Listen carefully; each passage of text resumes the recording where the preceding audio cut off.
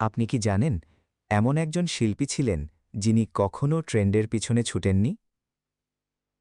Georgia O'Keeffe আমেরিকার একজন বিখ্যাত চিত্রশিল্পী। ছোটবেলা থেকেই তার স্বপ্ন ছিল একজন শিল্পী হওয়ার।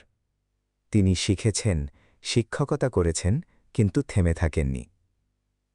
একসময় তিনি নতুনভাবে ছবি আঁকা শুরু করলেন, যেখানে প্রকৃতির ছোট ছোট জিনিসকেও বড় করে দেখানো হয়। বিশেষ করে তার আঁকা ফুলের ছবি এত বড় আর সুন্দর ছিল, যেন আপনি ফুলের ভেতরে ঢুকে গেছেন। তার জীবনের বড় পরিবর্তন আসে যখন তিনি নিউ মেক্সিকো নামের এক জায়গায় যান।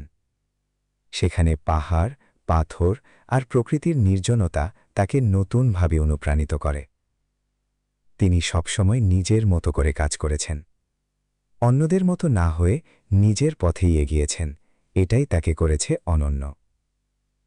জীবনের শেষ পর্যন্ত তিনি প্রায় ৯০০টি ছবি এঁকেছেন, যা আজও মানুষকে অনুপ্রাণিত করে। নিজের স্বপ্নে বিশ্বাস রাখুন। অন্যদের অনুসরণ নয়, নিজের পথ নিজেই তৈরি করুন। গল্পটি ভালো লাগলে শেয়ার করুন।